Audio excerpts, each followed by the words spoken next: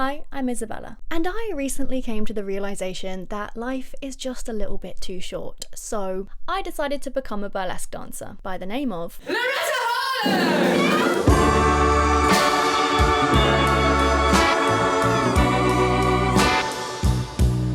Welcome back to the Showgirl Diaries, where I am taking you through my step-by-step journey on how I achieved my teenage dream of becoming a burlesque dancer. This is indeed the fifth and final episode, but I know a lot of you guys have really been enjoying this series, so stay tuned till the end to find out what will be happening next. If you're new here, you can find all of the previous episodes up here or in the description, and of course the original burlesque vlogs, including all of the footage not shown in this series, is available on my Patreon. It's only £2 a month, you can cancel anytime you want, it's a no-brainer. So we left off last episode where I had just created my brand new act called Garden of Eden, and I had decided to put on my very own burlesque show that summer. Now, because this part of the story got really busy and really stressful, there is a lot of gaps where I didn't vlog as much. Some of the footage is not the best, but I've added in as much as I possibly could for you. So it was June.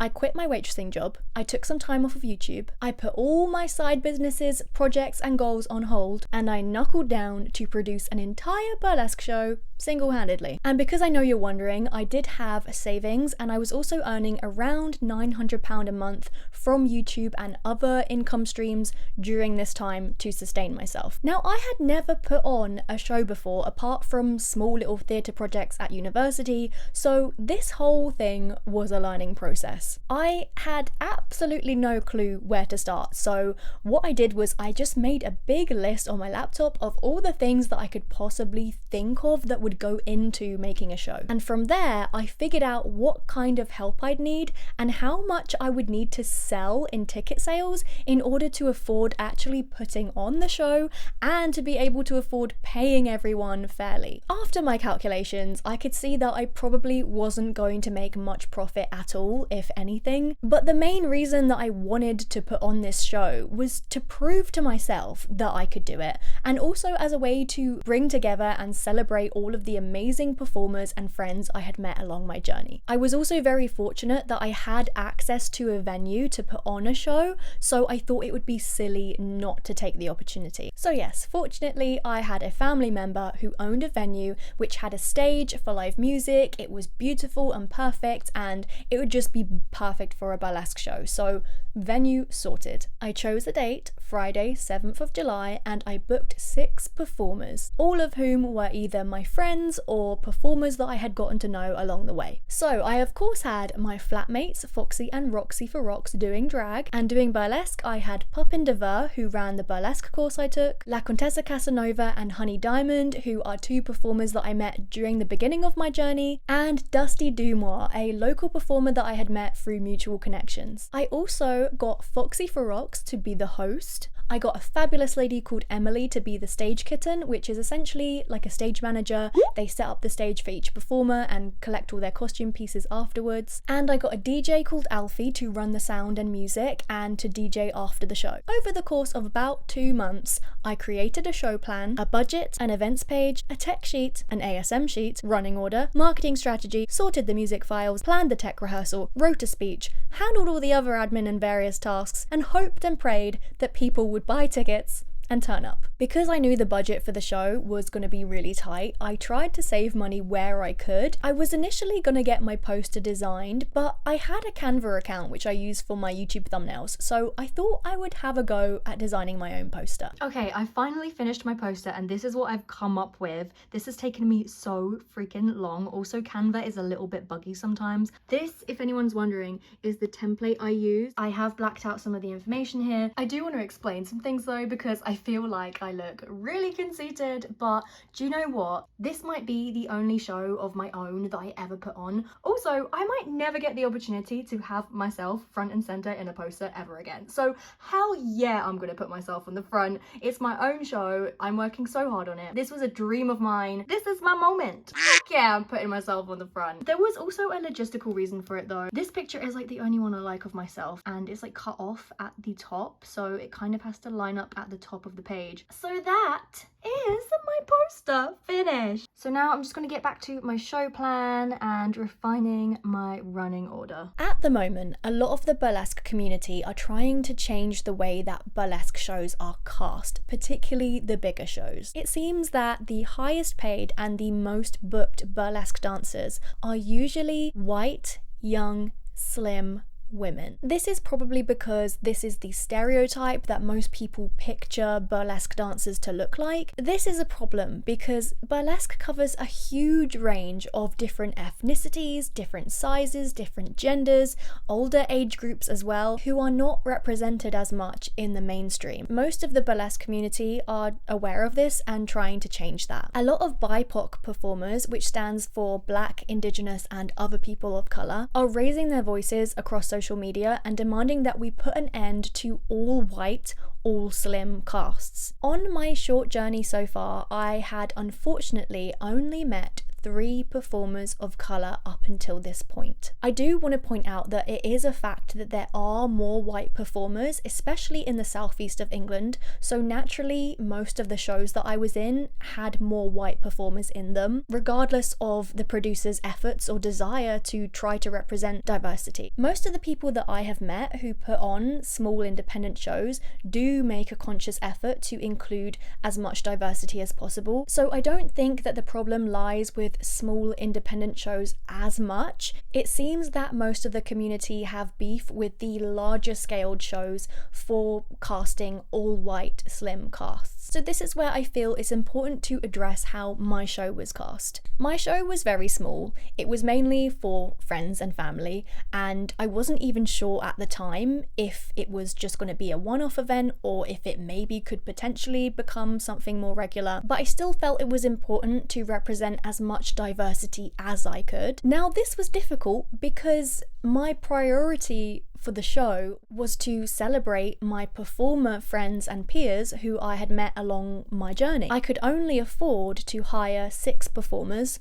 and of these 6 performers I was able to represent different sizes, different genders, different ages, but they're all white. So when one of my performers had to drop out, I wanted to give that space to a BIPOC performer. I reached out to BIPOC performers that I had been following and admiring on Instagram. I ended up contacting 9 performers of Black and Asian descent. Completely separately, I waited for each person to answer before looking for and moving on to another person. And sadly, none of the 9 performers I contacted could do it. Most of them weren't available, a couple of them didn't respond, and some of them I actually couldn't even afford their performance fee. But luckily, just in the nick of time, a lovely lady called Belle Lorelei reached out and expressed her interest at the last minute. She had a beautiful performance style that was perfect for the show, and so she was the last performer cast. I feel the need to explain how my show was cast because I did feel very self-conscious and very guilty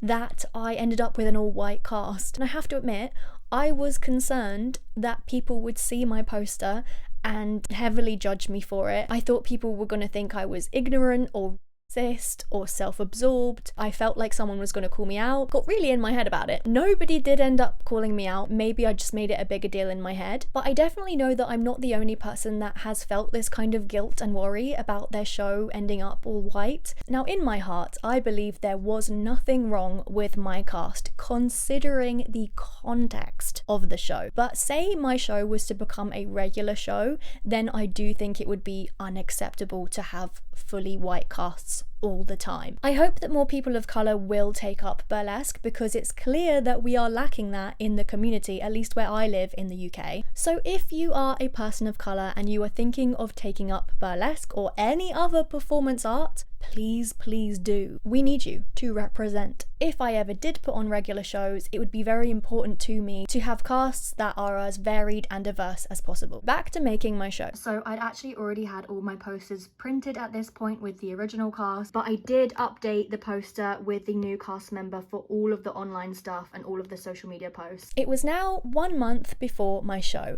Mostly everything had been planned and organised by this point. I was actually very on it with the organisation. There is a big gap here. It was just not particularly interesting to vlog. It was mostly just me at my laptop writing, planning for a couple of months, and that was it. That is how the show came together. But it was now 1 month before my show and it was time to get the word out.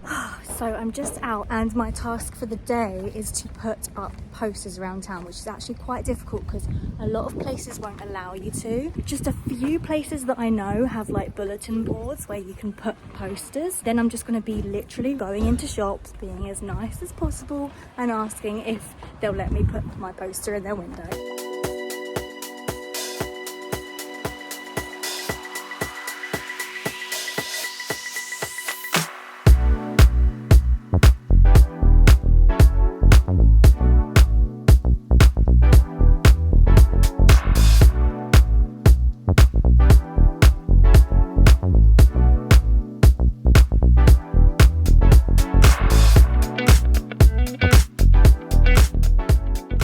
Just secured a really good photographer for my show. I'm so excited. I have a photographer. So on a side note, about a week before my show, I finally decided that I was ready to audition for Proud Cabaret. I got my 2 best videos of my performances together. I made a little CV with my experience and I wrote a little email and I sent it off. Actually, one of my main reasons for applying at this point was because I needed to earn extra money. I did have one other option if I was declined, but I didn't really think about it too much because I was so busy and preoccupied with planning my show. So I am currently just following up with some of my performers, just double checking that I have all their music files. One of them didn't send me their music, so I'm having to chase them up now. I have 4 days till my show. I've sent a message to my tech person and my stage kitten, finishing up all the tech sheets and the stage kitten sheets, the pickup sheets, and I'll be sending them off to them soon. Scheduled a phone call with my tech person, figure out tech. It's all a bit last minute. I thought I was really prepared, but then all of a sudden it's Monday and I realised I hadn't actually really spoken that much to my tech person about like what's going on. But anyway, so it's all gonna be fine. Okay, I've now been sat here for about a little over an hour and I have just put together a playlist of all the music that's gonna play before the show. So as like the audience are coming in, I finished my tech sheet. I just need to send it off to my stage kitten and I just need to rehearse my opening hosting. So pretty much the day after this footage, I got an email back from Proud. My audition was approved and I've been invited to perform that same weekend, which was the day after my show. Despite knowing that I would be absolutely exhausted, I took the opportunity. I said, no problem. And right then and there, I booked 5 more gigs at Proud Cabaret across July and August. I couldn't believe it. I made it in. Still actually blows my mind. So now it was time to get ready for this big weekend to begin. So I've just sat here for about an hour or so and designed this little Instagram post, which is going to have all of the performers on it. I've got 2 days till my show. I have actually been using Facebook ads. I've not posted much on my Instagram though.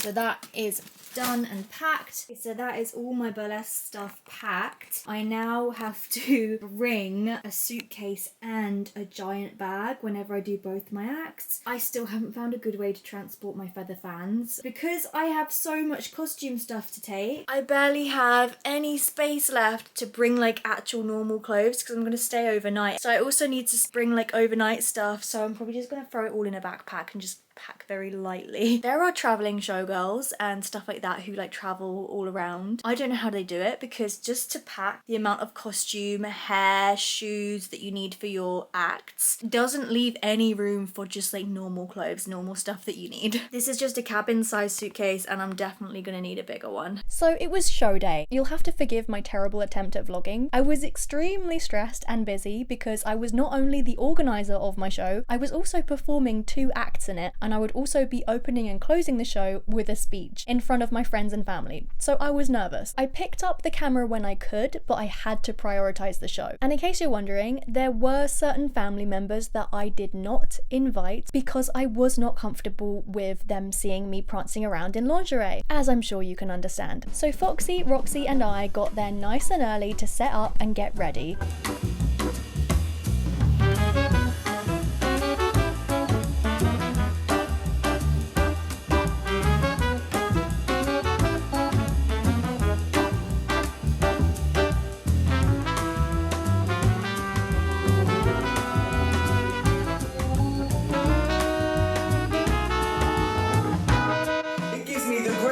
to welcome to the stage the absolutely jaw-dropping La Contessa Casanova! And then the show began. Here is my host outfit with my little speech, and here we are backstage. Backstage vlog. I haven't managed to get the camera out. We're doing the second half. Yeah, the show's nearly over. We're doing the second half and we're just backstage waiting. So far, so good. It's going very well. Please welcome back, Honey Diamond!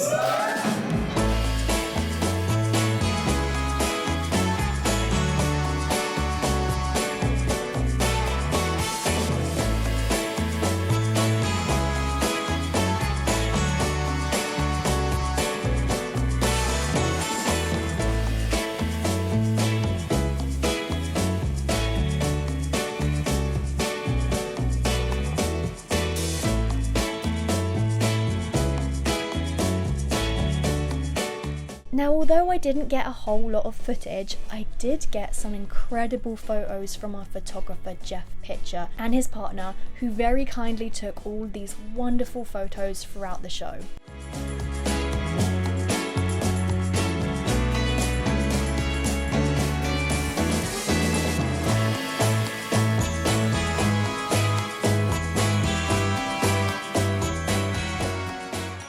The show is over. It's now like 1:30, but it went really well. I'm absolutely buzzing from it. Can't quite believe what has happened.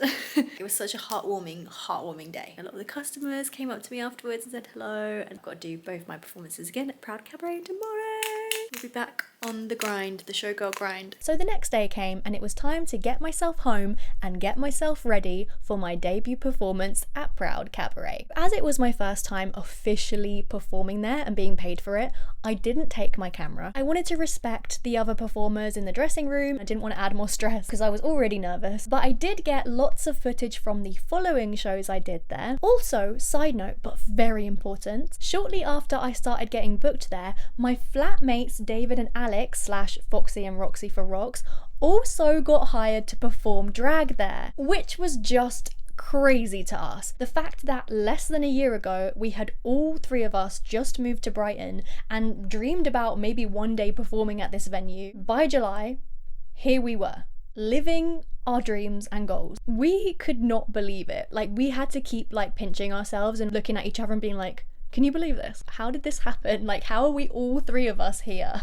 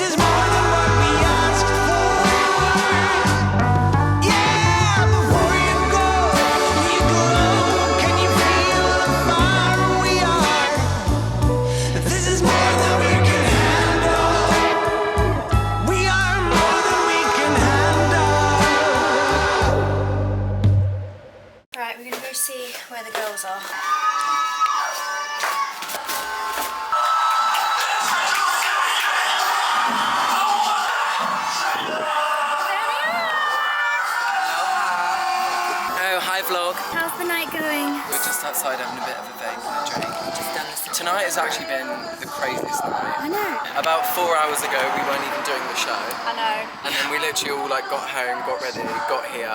Had to do quick drag, 1 hour face. 1 hour face. Then my camera died, and the rest is history. It actually blows my mind because when I was like 16-year-old me, she would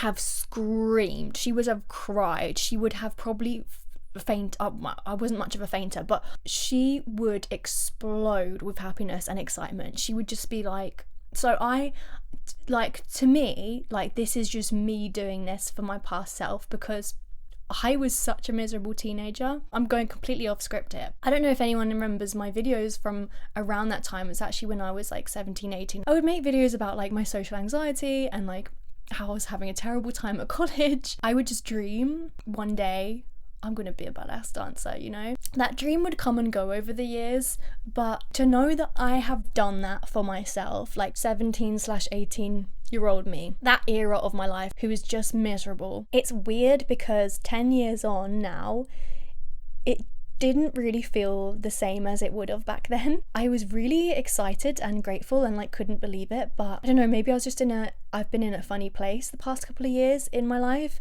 but I feel like when you actually end up achieving your dream, sometimes it's genuinely not what you thought it would be.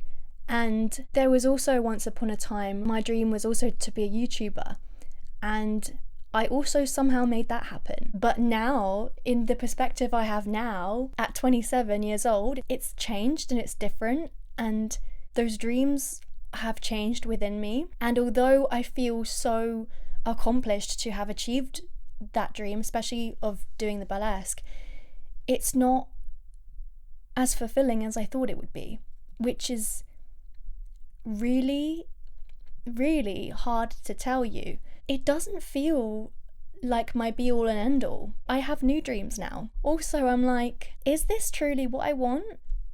Dun dun dun. Anyway, at the moment, it's kind of just a fun hobby for me. I don't think it's like a career path. I've just realised through doing it, like, maybe I'm not the best at this. You know, I don't have dance training. Maybe I could be great at it if I put in more time and effort, but there's other things also that I also really want to do in my life. I don't particularly think I'm very good at it. I have a bit of imposter syndrome, to be honest. Maybe it will go somewhere bigger in the future, but for the moment, it's kind of just a hobby, and it happens to earn me money now. So anyway, this is for you, teenage Isabella. I'm very pleased. If any of you are like 16 or in your teenage years right now, your life will change so much. Your life will change drastically. You as a person will change drastically. Your dreams, your ideas of what made you happy, of what you wanted to do, everything will change so much in the next 10 years. But it's going to be really fun, and so just enjoy it. But just don't worry about it, because you might find something completely unexpected that becomes a new passion or purpose or meaning or career. Whatever you're feeling right now as a teenager, in 10 years from now, it will have most likely completely changed. Anyway, I have gone on a complete tangent, but I felt like that was really important, a little heart to heart, because all of these episodes have actually been scripted. I've like written out my story and then I read it. So since getting booked at Proud, I have done 7 gigs there, which is 14 performances, 15 if you count the one I did when I was waitressing there. Check out episode 3 for that story. The way it's done there is a little random. It's not a set cast. Each show is comprised of individual solo acts, and there are some in-house performers who switch around too. So the performers are constantly changing from night to night because most of them are freelance. They book me in advance for certain dates, and every so often I might be asked to cover for someone last minute. So I have a few performances coming up in November and December, but I have taken some time over the last couple of months to slow down a bit. I was really excited to create my next new act, and I even began planning out the costume already and the theme, but towards the end of the summer I had to face some incredibly difficult struggles and challenges in my personal life that meant that I needed to take a break from burlesque. I really need some time to rest and heal emotionally. But also in terms of my burlesque journey, I progressed so quickly, I think I naturally needed to slow down and reset my creative energy. This, of course, is a little scary because when there's momentum, you don't always want to lose that. Part of me felt like like I had to start creating the next thing, taking the next opportunity, progressing my skills, keep improving. But life is full of trials and tribulations, ups and downs. I try to remember that life is like a wave, it's never constant. For now, I'm still doing performances here and there, but I'm taking a much needed break from constantly progressing to the next step. So that brings us up to date to the end of the beginning of my story. This was originally meant to be a one-off series, but you guys have shown so much support, so much positive feedback, and so much interest in it that I have decided to continue sharing my journey here on my YouTube channel. It won't be in the exact same form as these videos have been, but there will be more burlesque content. So let me know what kind of burlesque content you want to see. My next video will be a burlesque Q&A, frequently asked questions. I know a lot of you have had questions and curiosities about my experience doing burlesque. Please ask in the comment section below. Even if they are personal or controversial questions, I will still be open to answering them. Please let this series, if anything, be your reminder to follow your dreams, to chase your dreams, to just go for it. We only live once. It is true. Life is too short. When you are on your deathbed at the end of your life, what do you want to know that you did? As always, if you enjoyed the video, please don't forget to leave a like. If for some reason you've been enjoying these videos and you haven't subscribed, please subscribe. Join my Patreon if you'd like to see more vlogs and unseen footage from my burlesque journey so far. Thank you so much for watching this series, and here is your friendly reminder to follow your dreams and go and see a burlesque show. Bye. Mwah. Do you wanna feel